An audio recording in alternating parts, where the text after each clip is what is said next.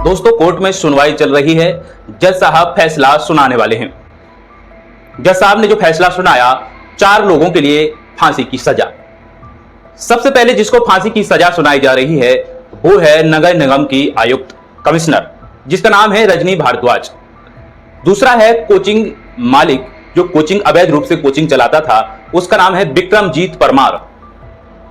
तीसरा जो जिसका नाम है वो कोचिंग को एक कोऑर्डिनेट करता था, उसका नाम है देवेंद्र। चौथा है जो मेडिटेटर का काम करता था, घूस लेता था, देता था, बीच बिचौलिए का काम करता था, उसका नाम है उपेंद्र।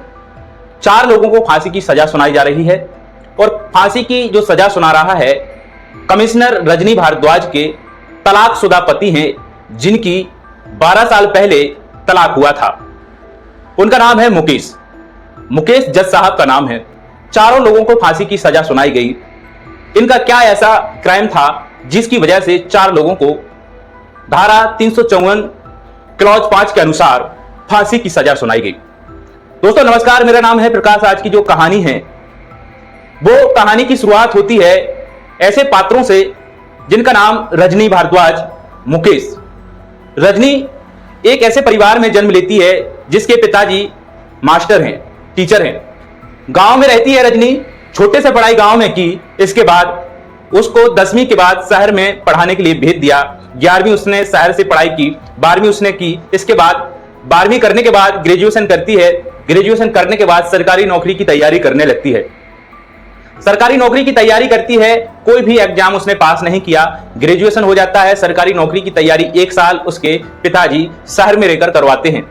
लेकिन पिताजी प्रेशर डालते हैं लड़की रजनी पर कि तुम घर पर आ जाओ, तुम्हारी अब शादी कर दें, क्योंकि ये गांव की रहने वाली है। पिताजी उसको बुलाते हैं, गांव में रहने लगती है, पहुंच जाती है। पिताजी के एक ही प्रेशर सबसे ज्यादा है कि रजनी की किसी ना किसी ऐसे व्यक्ति से शादी हो जाए जो कहीं ना कहीं सरकारी नौकरी करता हो। तो रजनी के पिताजी लड़का देखने के लिए जाते हैं। गांव से 15 किलोमीटर की दूरी पर मुकेश मिलता है। मुकेश की शादी होने लगती है रजनी से, चूंकि मुकेश 4th क्लास की नौकरी करता है, नगर पालिका में सफाई कर्मी है, जिससे उसकी शादी तय हो जाती है। रजनी देखने में सुंदर है, मुकेश भी ठीक है, लेकिन उतना ठीक नहीं है। चूंकि रजनी बेरोजगार है, पिताजी यही चाहते थे उसको कि एक सरकारी नौकरी करने वाला लड़का मिले और उसकी शादी मुकेश से हो जाती है। मुकेश से जब शादी होती है तो रजनी की एक ही ख्वाहिश है कि वो सरकारी नौकरी की तैयारी करे, एक अधिकारी बने। तो ससुराल में जाती है, मुकेश से बोलने लगती है कि मेरे को आगे पढ़ना है। मुकेश इसका विरोध नहीं करता है, बहुत ही तन मन धन से पूरी हेल्प करता है। लगातार 3 साल की मेहनत के बाद रजनी यूपीएससी का एग्जाम क्रैक कर जाती है। मुकेश ने जितना भी बना शहर में रजनी ने तैयारी की और उसकी कोचिंग की फीस दी, तमाम प्रकार की वो चीजें की जो एक एस्पिरेंट को जरूरी होती हैं। मुकेश ने पूरा सपोर्ट किया, जितनी उसकी क्षमता थी उतना, और क्षमता से ज्यादा भी। रजनी का यूपीएससी एग्जाम क्रैक हो जाता है। क्रैक होने के बाद वो ट्रेनिंग पे चली जाती है। ट्रेनिंग होने के बाद वो अपने ससुराल लौटकर आ जाती है, मुकेश के पास रहने लगती है। उसको पोस्टिंग मिल जाती है। अब उसके जितने भी दोस्त हैं वो उससे पूछने लगते हैं रजनी से कि तुम्हारे पति क्या करते हैं। क्योंकि रजनी की जब शादी हो गई है, सभी उसके पति के बारे में पूछने लगते हैं, तो रजनी अपने पति के बारे में बताने से हिचकिचाने लगती है, परेशान होने लगती है। अब वो रजनी एक ही फैसला लेती है कि मैं अपने पति के बारे में कुछ बता नहीं पाती हूं, और अपने पति से बोलती है कि मैं तुम्हारे साथ अब नहीं रहना चाहती हूं, क्योंकि मैं तुम्हारा नाम बताती हूं तो पूछते हैं लोग कि तुम्हारे पति क्या करते हैं, तो मैं कुछ भी नहीं बता पाती हूं, तुम जो कि सफाई कर्मी हो। इस चीज को रजनी सहन नहीं कर पा रही थी। अंतिम फैसला वो ले लेती है कि मैं तुमसे तलाक लेना चाहती हूं। मुकेश को धक्का लगता है, क्योंकि मुकेश बहुत दिल से चाहता था उसको, तन मन धन से उसकी हेल्प की, सभी चीजें की। इसके बावजूद भी रजनी ने उससे तलाक ले लिया। मुकेश तलाक नहीं देना चाहता था, फिर भी रजनी ने उससे तलाक ले लिया और उसने इल्जाम लगाया कि जज साहब मुझे इससे तलाक चाहिए क्योंकि ये मेरे को परेशान करता है। इस प्रकार की चीजें जब रजनी ने बोली तो रजनी को आराम से तलाक मिल गया। अब मुकेश बहुत परेशान हो गया, रजनी उसको छोड़कर चली गई। मुकेश अपने तलाक के सदमे में इस प्रकार से परेशान हो जाता है कि अब करें तो करें क्या। पत्नी थी, पत्नी ही छोड़कर चली गई, जिसने एक भी बार ये नहीं सोचा कि इसके पति ने कितना पढ़ाया है, क्या क्या किया है इसके लिए। फिर भी ये इसका सिलेक्शन होने के बाद, इसको अच्छा पद मिलने के बाद ये मेरे को छोड़कर चली गई। अब रजनी उसको छोड़कर चली गई थी। रजनी लगातार प्रमोशन पे प्रमोशन होता गया रजनी का। अब रजनी एक नगर निगम की कमिश्नर बन जाती है और उसी नगर निगम में एक कोचिंग संस्थान जो कि स्टेट पीसीएस यूपीएससी एग्जाम की तैयारी करवाता है और बड़ा माना हुआ संस्थान है। इस संस्थान की जो बिल्डिंग बनी हुई है, अवैध बनी हुई है, इसमें किसी भी प्रकार की सेफ्टी नहीं देखी जाती है। संस्थान ऐसा चल रहा है सिर्फ घूसखोरी से। इसमें उपेंद्र नाम का जो मीडिएटर है, जो दलाली का काम करता है, संस्थान की तरफ से है और ये दलाली के लिए कमिश्नर के ऑफिस में जाता है, बोलता है कि ये जो बिल्डिंग बनी हुई है, इस बिल्डिंग के लिए कई बार नोटिस आ चुका है मैम, और यहां पर कोचिंग के लिए बच्चे, आसपास के सभी बच्चे आते हैं और इसका काफी नाम हो गया है। इस एरिया को छोड़कर जाएंगे तो बहुत ही परेशान हो जाएंगे, एडमिशन मिले या ना मिले इसका रिस्क नहीं ले सकते हैं। कमिश्नर मैम बोलने लगती है कि इसके लिए कुछ भी नहीं चलेगा, तुम्हारा जो संस्थान है इसको बदलना ही पड़ेगा और एक वैध रूप से बनाना पड़ेगा। ये समझता था उपेंद्र की इसमें कुछ भी नहीं हो सकता है बिना घूसखोरी के, और उपेंद्र पैसे लेकर गया, पैसे देता है। इस प्रकार से मैडम से इनकी साठगांठ हो जाती है 1 करोड़ रुपए में। मैडम इसको परमिशन दे देती है। इस प्रकार से कोचिंग चलने लगती है, लगातार कोचिंग चलने लगती है। कोई भी किसी भी प्रकार की इसमें जांच नहीं होती है। बच्चे आ रहे हैं, एडमिशन हो रहे हैं, कोई भी जांच नहीं। बच्चे इतनी संख्या में यहां पर आते हैं कि लगातार दिन भर 500-500, 600 बच्चे आते हैं और कम से कम 10-10 बैच चलते हैं। दिन भर 5-6 हजार बच्चे आते हैं, यहां पर पढ़ते हैं। कोचिंग संस्थान इतना माना हुआ संस्थान था कि यहां का सिलेक्शन हो या ना हो, लेकिन यहां पर ब्रांड बनकर इस कोचिंग संस्थान का नाम जाता था। एक बार क्या हुआ कि कोचिंग संस्थान में भयंकर आग लग जाती है। जब आग लगती है, बच्चे पढ़ रहे हैं, करीब 1100 बच्चे 2 हॉलों में बैठे हुए हैं और आग जब लगती है तो 4थे फ्लोर पर लगती है। बच्चे भागम भाग मचाए हुए हैं, लेकिन बच्चे निकल नहीं पाए।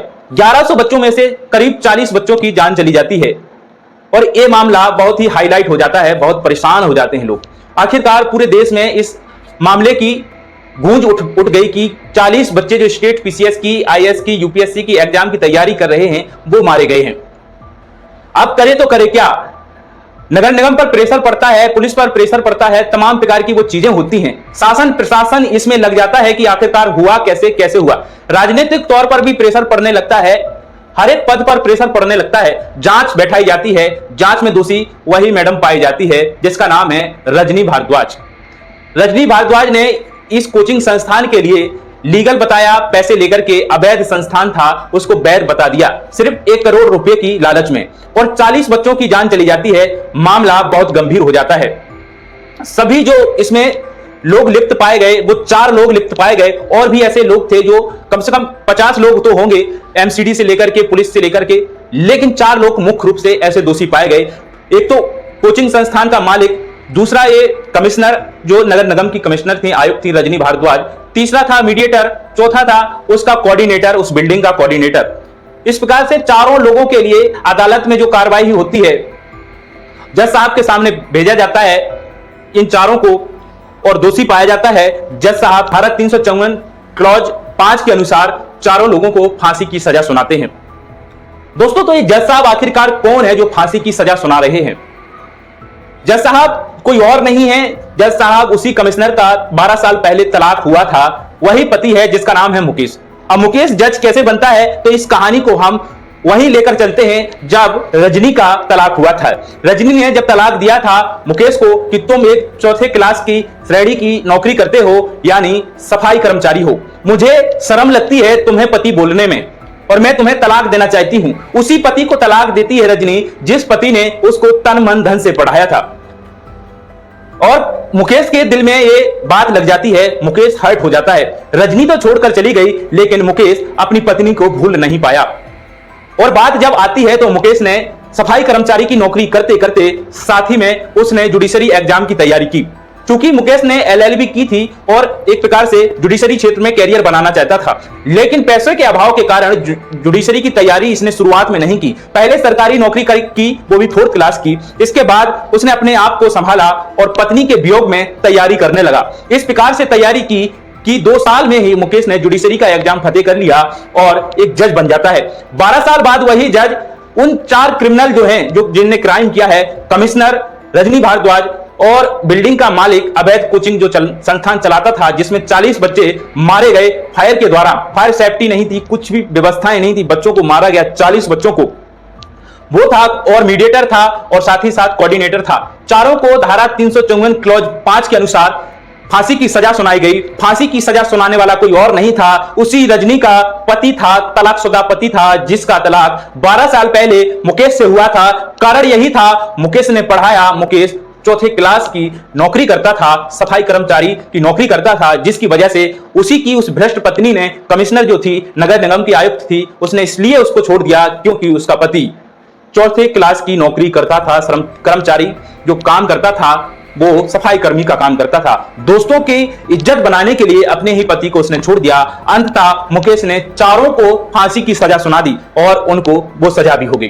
दोस्तों तो ये थी कहानी उस मुकेश की जिसने अपनी पत्नी को पढ़ा लिखा कर, मेहनत करके, सफाई कर्मचारी की नौकरी करके यूपीएससी की तैयारी करवाई, एग्जाम दिया। वही पत्नी कमिश्नर जाकर के नगर निगम की वही घूसखोरी करती है, 1 करोड़ रुपए देती है, वो भी कोचिंग संस्थान से, अवैध कोचिंग संस्थान से। वहां पर 40 बच्चों की जान चली जाती है और उनको कोचिंग संस्थान के सहित कमिश्नर, साथ ही साथ वहां का कोऑर्डिनेटर और वहां का जो मीडिएटर था, जिसने कोचिंग को और कमिश्नर को बीच में जोड़ा था, वो घूसखोरी लेते, आदान प्रदान करने का काम किया था। चारों को फांसी की सजा सुनाई।